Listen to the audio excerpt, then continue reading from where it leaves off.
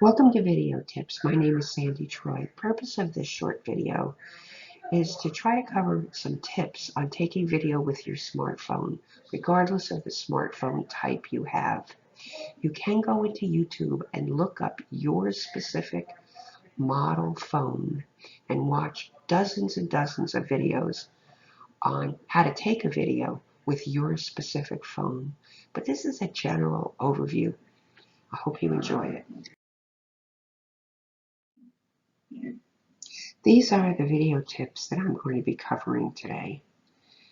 Some overall guidelines, some decisions, how to make things clearer, and a few tips for outdoors and recommendations.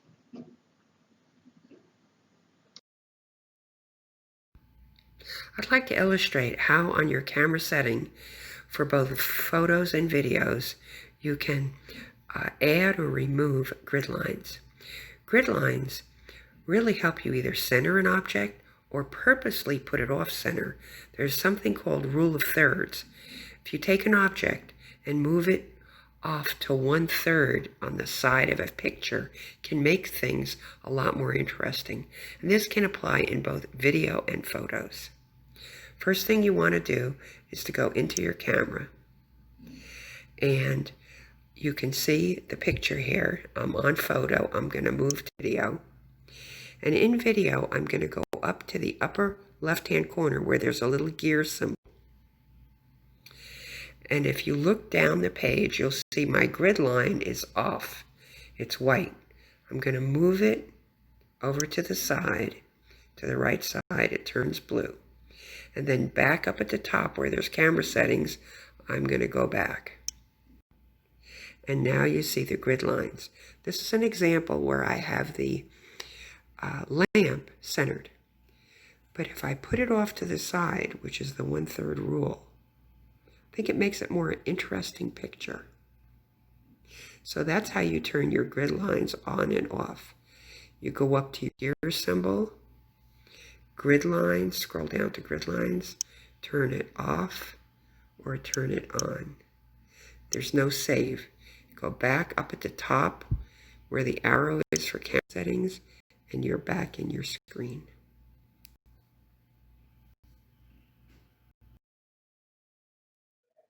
One decision to make for photos or videos is, do you hold the camera upright vertically for a portrait photo or video, or do you hold it sideways for landscape? And it really depends on whether you're trying to focus on something that's more upright or vertical, or you're trying to capture a wider view.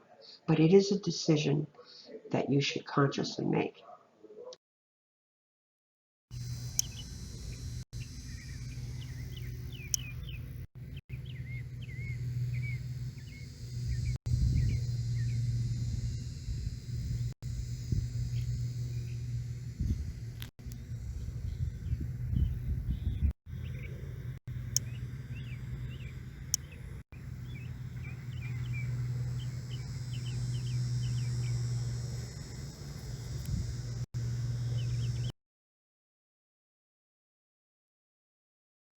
I'm going to cover very briefly one technical topic. It's called aspect ratio. Please ignore this if this confuses you.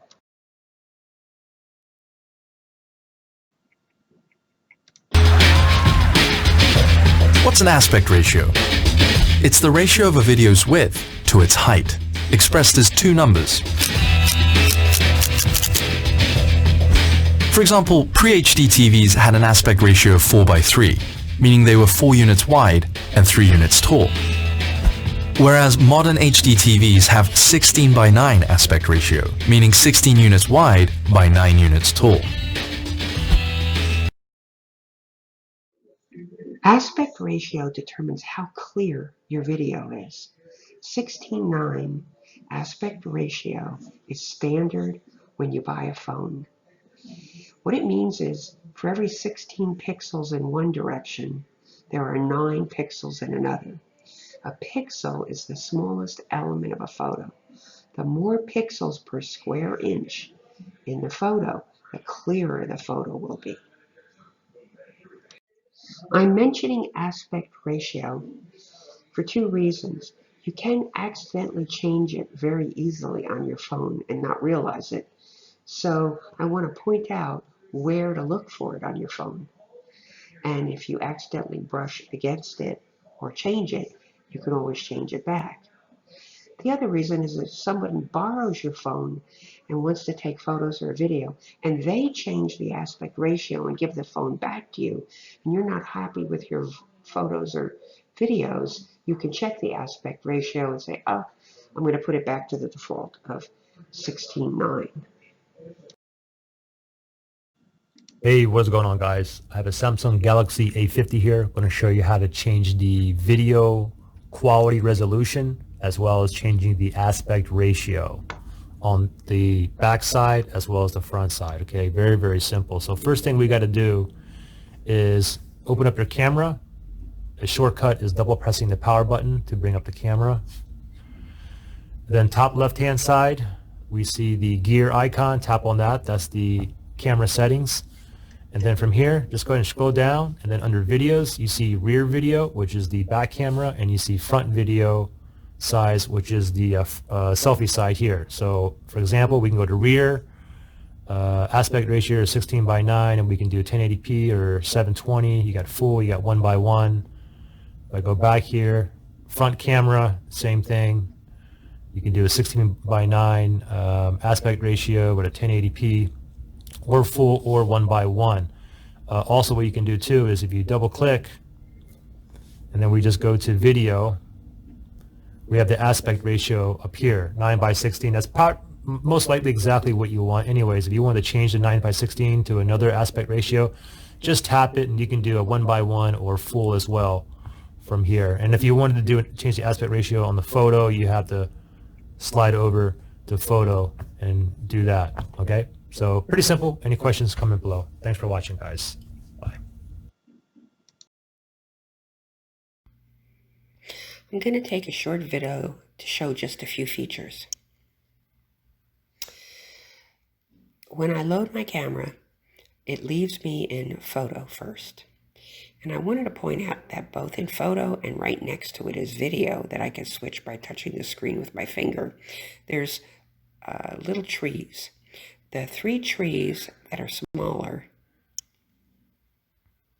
give you a longer distance and more in the picture, hence the three trees.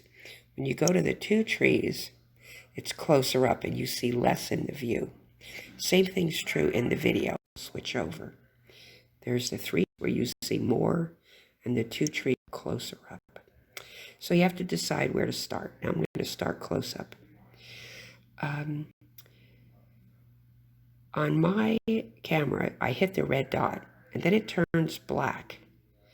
And I'm not going to do that because the voiceover turns off because I'm recording my camera right now. But once I start the video, that red dot turns black, and to turn the video off, I have to hit that black dot. The first thing I do when I start a video is I try to hold the camera still for about 5 to 10 seconds. This helps the camera focus. What I also do is touch the screen with my finger, and that yellow circle means I touched the screen. It will not show up in the video, but it tells the camera where to focus the lens.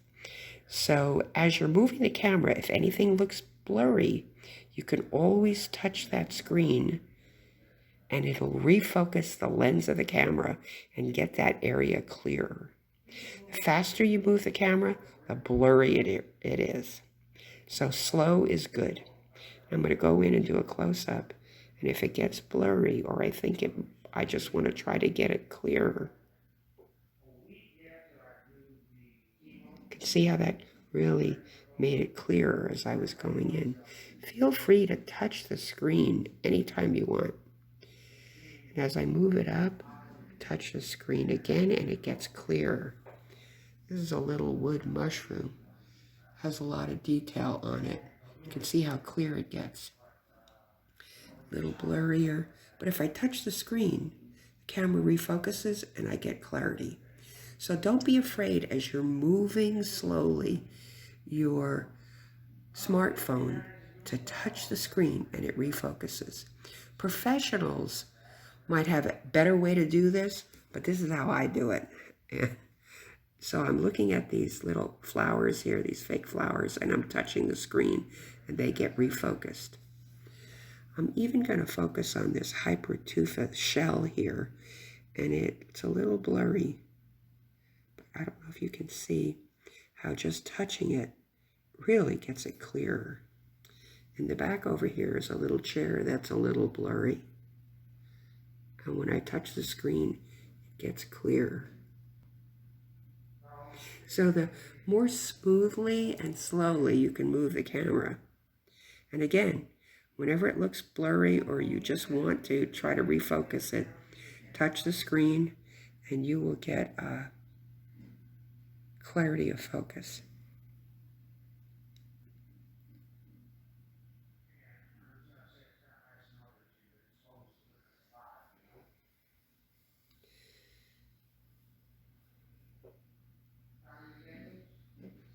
So there we have it. I hope you enjoyed this little clip.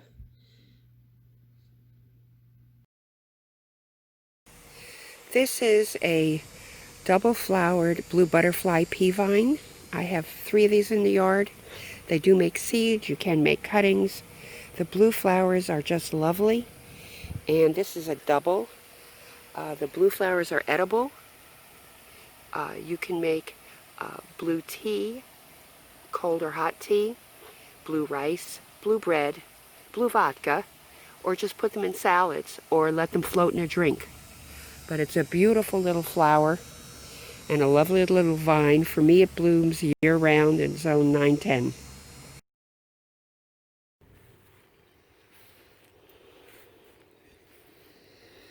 This is my 4.5-year-old Bombay Seminole. She blooms from late November all the way through May, sometimes June. In June, after she flowers, or whenever she finishes flowering, I cut her back to about 3 feet. She is now 10 feet wide and maybe 8 feet high. Beautiful flowers. The bees love her. Gorgeous flowers. Prolific bloomer.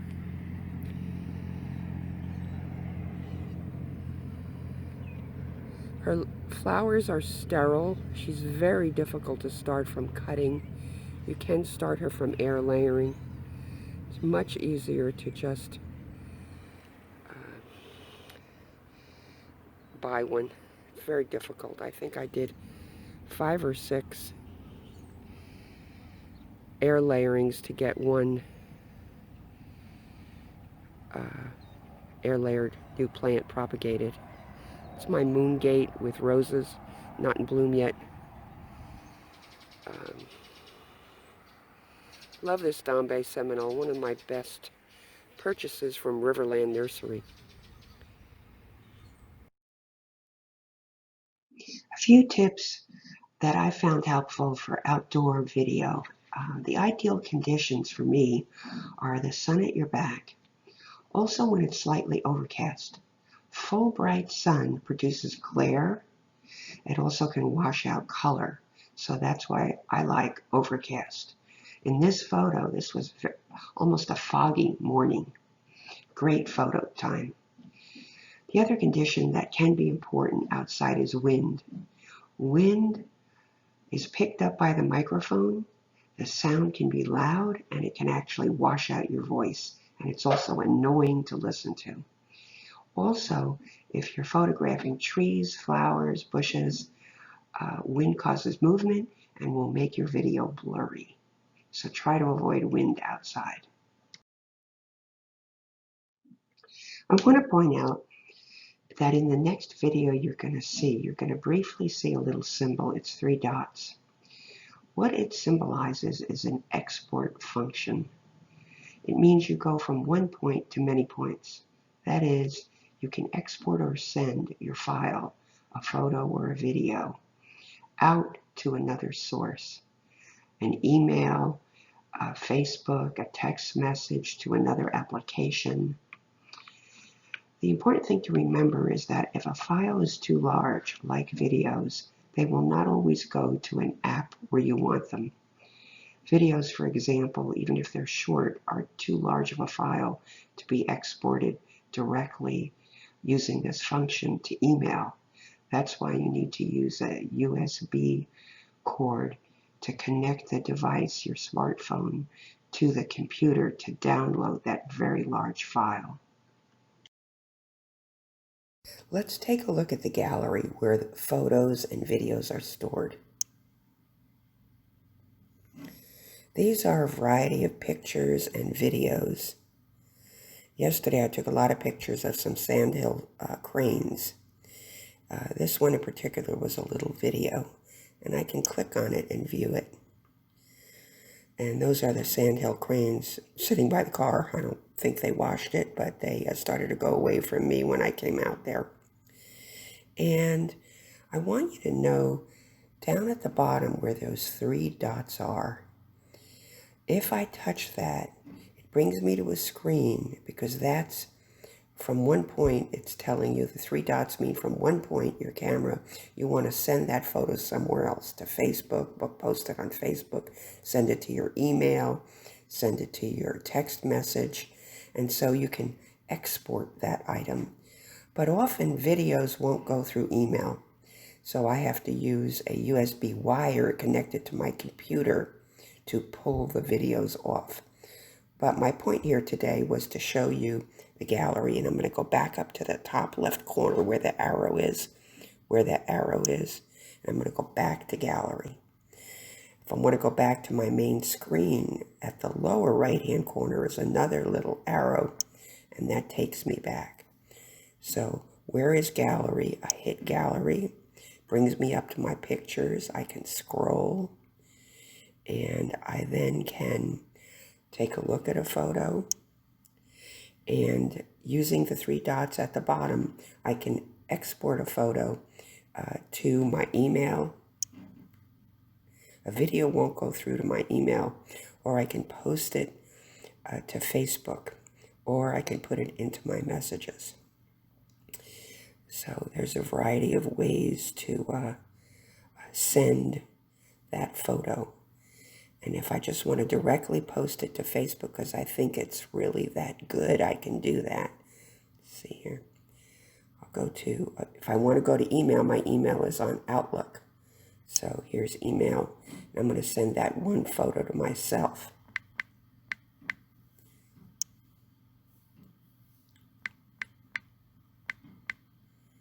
And then I'm not even going to put a subject. I'm just going to send it. So that's been sent off. If I want to send it to Facebook right from my phone, I'll go to News Feed, see if it takes me there. There it is. That's my Facebook page. And I could even say something about it.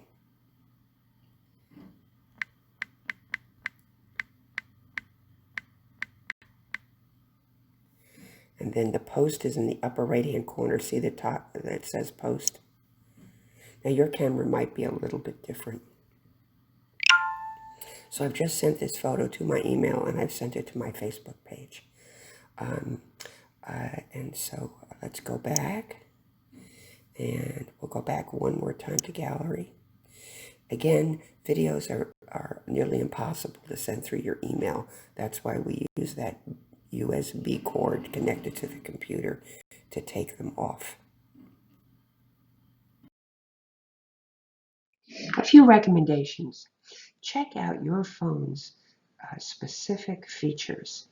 One way to do that is to go to YouTube and look up your specific phone and find videos on it, and then look for the features you really want to learn, and then practice with your own smartphone. After you've practiced, analyze and learn from those practice videos. Critique them. Find places where, I should have been closer, I could have touched the screen and got it clear, or I should have backed up more, I should have started in a different location. Learn from those. And of course, for really, really important events, ask multiple people to do videos, because if you didn't catch something or something went wrong, someone else will get that video. Hope you've enjoyed this project today, and I wish you all the best.